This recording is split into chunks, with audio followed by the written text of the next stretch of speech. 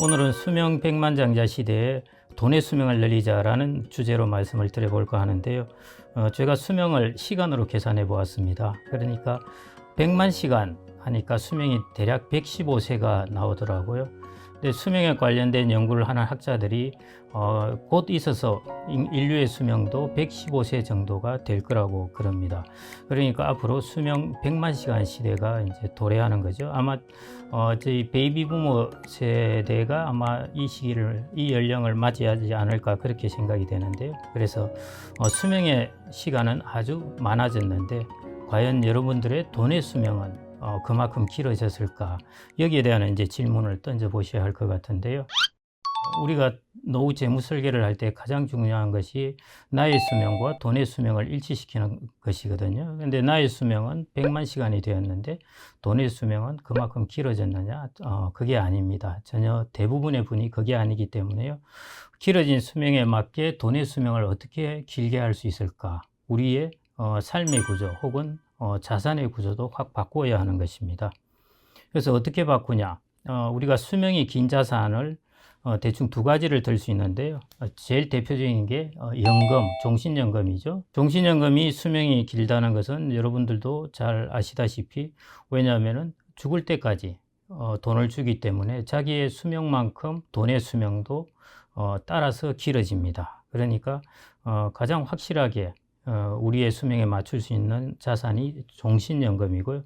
거기에다 공적연금 같은 경우는 이제 물가 연동까지 시켜서 구매력까지 보존시켜 주니까 노후에 가장 안전한 자산, 안전한 소득이 이제 공적연금이라고 볼 수가 있습니다. 또 하나 자산은 이제 이런 공적연금이 충분히 갖추어진다면 문제가 없겠지만은 그렇지가 않습니다. 그래서 다른 자산으로 준비를 해야 되는데요. 투자자산이 수명을 길게 해줍니다. 이렇게 한번 가정을 해보시죠. 지금 은퇴 시점에 내가 3억 원을 가지고 있다. 그리고 매년 2천만 원씩 내가 돈을 인출한다 할 때 우리가 운용을 하면서 수익을 내면서 이제 돈을 인출하게 될 텐데요. 1%로 운용을 할 경우에는 이 돈이 다 소진되는데 16년 정도가 걸립니다. 그런데 이게 5%로 운용을 한다면은 대략 27년이 걸린다고 보시면 될 것 같습니다. 그러니까 운용을 1%로 하느냐 5%로 하느냐에 따라서 돈의 수명이 무려 11년이 길어지는 것입니다. 그러니까 투자자산은 당연히 돈의 수명을 길게 해주는 것입니다. 그래서 재무 설계의 구조를 어떻게 바꿔야 하냐 하면은 한 손에는 종신연금, 한 손에는 투자자산 이렇게 가지고 있어야 하는 것입니다. 근데 문제는 이제부터 이제 시작인데요. 이 둘을 결합하는데 우리가 무엇을 유의해야 할까 하는 것입니다. 그 세 가지를 제가 이제 말씀을 드려볼까 하는데요. 첫 번째로 가급적 종신연금 더 받기 전략을 실시해야 된다는 것입니다. 뭐 지금 다 정해졌는데 더 받기 할 수 있느냐? 충분히 여러 가지 방법이 있습니다. 예를 들어 국민연금 수령 시기를 연기하는 것. 매년 1년 연기할 때마다 7.2%씩 더 받게 되니까요. 수령 시기를 연기하는 것. 그 다음에 국민연금에 임의가입을 하는 방법. 자기가 의무가입 대상이 아니더라도 가입을 할 수 있다는 것입니다. 그 다음에 국민연금 임의 계속가입. 이것은 만 60세 이후에도 내가 국민연금을 더 넣을 수 있다는 것이죠. 그렇게 할 수 있고요. 그 다음에 국민연금 추후 납부. 직장을 다니다가 공백 기간이 있는 사람들이 다시 임의가입을 하고 추후 납부를 하고 하는 방법을 통해서 연금을 살릴 수 있다는 것입니다. 연금 더 받기 전략인 것이죠. 그 다음에 사적연금 같은 경우에도 대부분의 분들이 이제 일시금으로 수령합니다. 근데 일시금으로 수령하면은 이 돈이 자기가 잘 운용할 수 있을 것 같은데도 불구하고 여기저기 나가고 일시금은 일순간에 그 돈이 사라질 수가 있습니다. 그렇기 때문에 가급적 사적연금을 수령할 때는 연금으로 수령해야 하는 것. 이것도 연금을 우리가 더 받을 수 있는 중요한 전략인 것이죠. 그 다음에 우리가 직장인들이나 뭐 일반인들도 마찬가지인데요. 퇴직을 하게 되면은 DC형이나 DB형에서 이제 우리가 IRP라는 그쪽으로 돈이 넘어오게 됩니다. 그 다음에 우리가 뭐 연금저축도 있죠. 이런 것들을 IRP에 통합해서 관리가 할 수 있습니다. 그래서 노후에는 우리가 IRP라는 나의 계좌를 하나 만들어 놓고 그걸 통해서 통합해서 자산을 관리할 수 있는 그 시스템을 만들어 놓으면 좋겠다는 것이고요.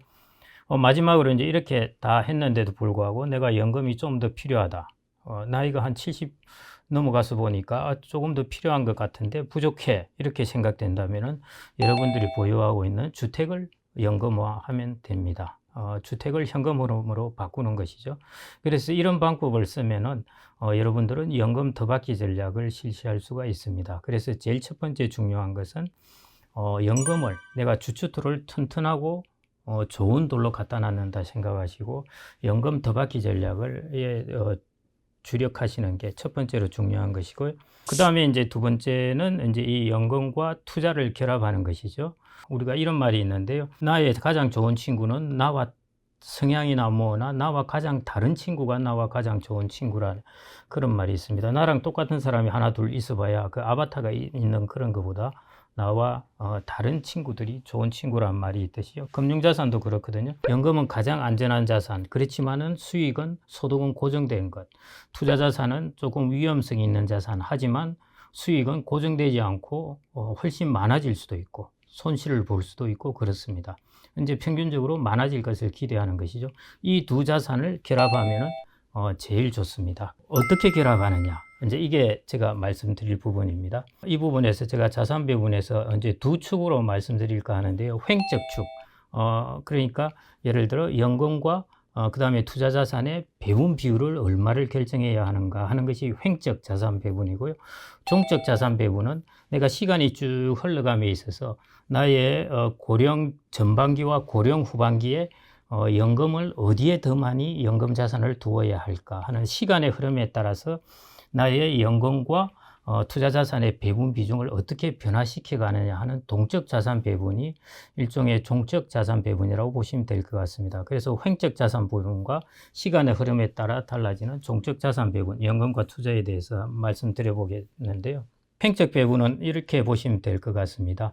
우리가 이제 노후에 필요한 지출 금액이 있습니다. 그게 이제 소득으로 쭉쭉 계산이 되겠죠.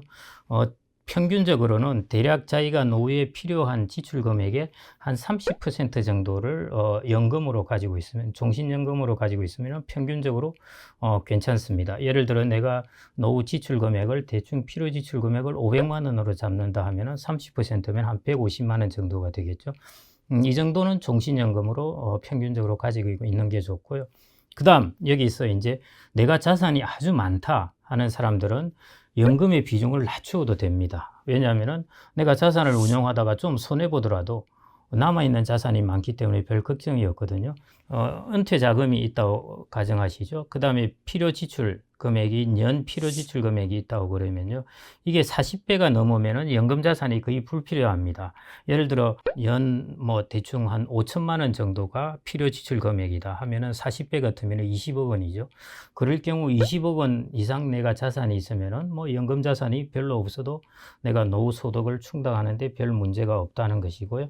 그렇지 않고 내가 자산이 되게 간당간당하게 적다 생각되시는 분들은 연금의 비중을 높여 나와야 됩니다.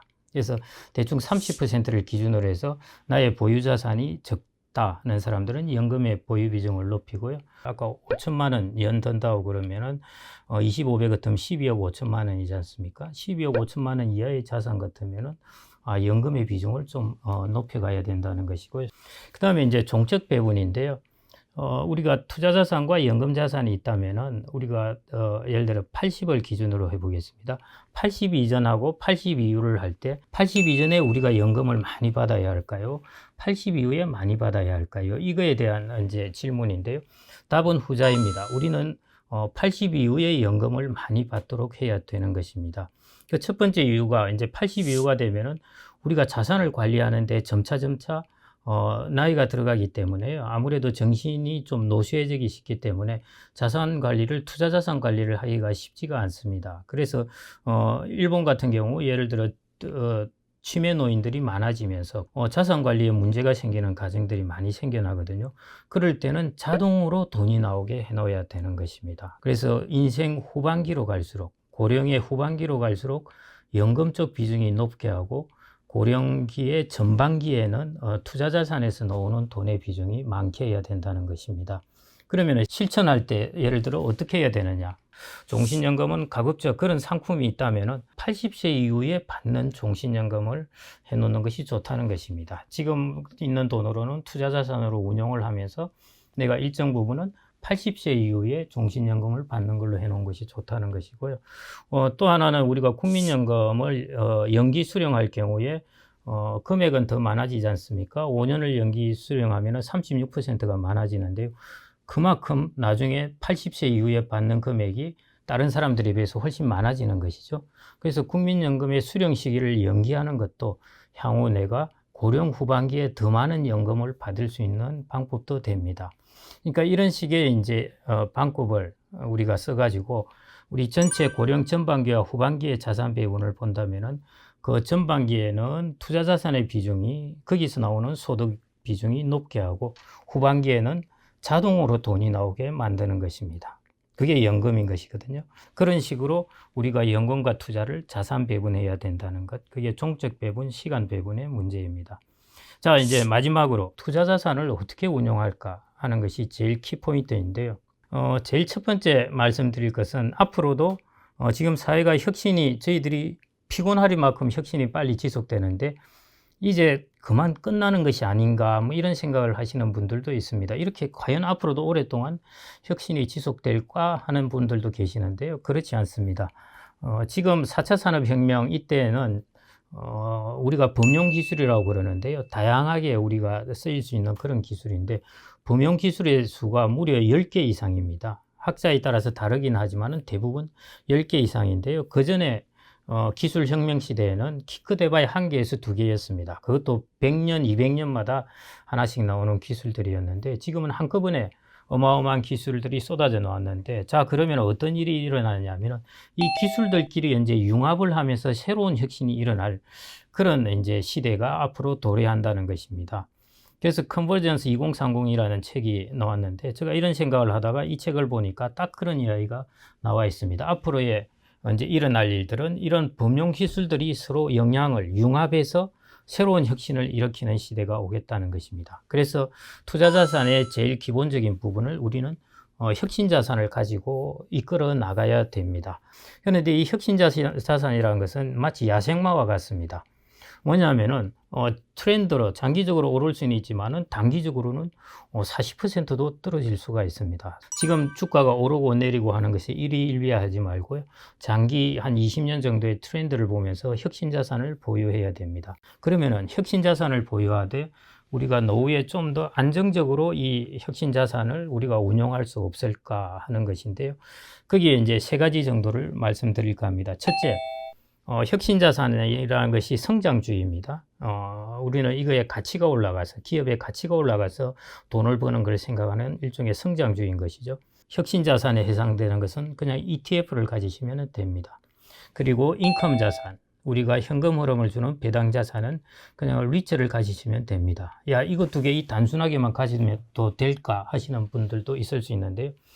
가서 ETF나 리츠의 그 종목 수를 한번 보십시오. 얼마나 많은지. 우리가 이 가운데에서도 얼마든지 다양하게 선택을 할 수가 있습니다. 그래서 혁신 자산과 인컴 자산의 바벨 전략을 취하는 상품 도구로는 다른 거 복잡한 거 생각하시지 말고 하나는 ETF, 하나는 리츠. 이 2가지만 잘 조합해서 하시면 됩니다. 그럼 혁신과 인컴의 바벨 포트폴리오를 제가 왜 이걸 말씀드리냐 하면은 대부분 이제 우리가 노후에 퇴직하고 나서 자산 운용을 할 때 딱 떠오르는 생각 혹은 우리가 금융회사에서 많이 하는 이야기가 중위험 중수익 자산으로 하라 였습니다. 얼마 전에 많이 했죠. 그 대표적인 게 뭡니까? 독일채 국채 금리 거기에 연동된 파생 상품인 DLS가 있었죠. 그 다음에는 사모펀드가 있었지 않습니까? 이것들이 다 뭐냐면은 중위험 중수익 자산이었습니다. 근데 이것은 중위험 중수익 자산이 아닙니다. 보십시오. DLS 같은 경우도 50% 이렇게 손실을 본 것이고요. 그 다음에 사모자산, 사모펀드 같은 경우도 뭐 절반씩 이렇게 손실을 보았습니다. 이거는 중위험 중수익 자산이 아니죠. 우리는 이런 걸 일컬어서 수도 중위험 중수익이랍니다. 수도라는 것은 PSEUDO인데요. 영어로 된 것인데 그냥 유사라는 것입니다. 우리가 이전에 유사품에 주의하십시오. 이런 의미의 유사라는 것입니다. 그래서 유사 중위험 중수익 자산을 절대적으로 조심해야 됩니다. 마지막으로 투자 자산을 가지실 때는 국내에 집중된 것을 벗어나서 꼭 글로벌로 분산된 것을 이제 사셔야 합니다. 그래서 이런 이제 세 가지를 좀 말씀을 드리고 싶고요. 이제 결론을 말씀드리겠습니다. 자, 수명 100만 시대가 왔습니다. 왔는데 돈의 수명은 지금 금리가 낮아지면서 더 짧아지고 있습니다. 이게 큰일 나죠. 그래서 우리가 돈의 수명을 길게 해야 되는데요. 거기에서 우리가 우리의 자산 구조를 바꿔야 되는데 그 자산 구조를 바꾸는 제일 중요한 두 가지 재료가 연금, 종신연금과 투자자산입니다. 이 둘을 자산 구조를 잘 짜야 되는데 간단히 요약해서 말씀드리면은 연금으로 철저하게 주춧돌 같은 기반을 구축한다. 그 다음에 연금 자산의 투자 자산을 포트폴리오를 만들면서 이거의 나의 자산의 규모에 따라서 연금의 배분 비중을 달리하는 우리가 횡적 자산 배분. 그 다음에 나이가 들어감에 따라서 연금의 비중을 달리하는 종적 자산 배분을 잘 해서 연금과 투자의 자산 배분 비중을 결정해야 된다는 것. 그 다음에 이제 우리가 투자 자산을 함에 있어 가지고는 인컴과 혁신 이 두 자산의 바벨형 자산 배분을 해야 되는데 이 바벨형 자산 배분을 하기 위해서 활용하는 수단 금융 상품은 ETF와 리츠 이 두 가지만 딱 생각하시면 된다는 것입니다. 이렇게 자산 구조를 짜서 운영을 하시면은 여러분들이 돈의 수명을 길게 하실 수 있고 길어지는 나의 수명에 맞추어서 돈의 수명을 일치시킬 수 있는 그런 자산 구조를 짤 수 있게 될 것입니다. 네, 감사합니다.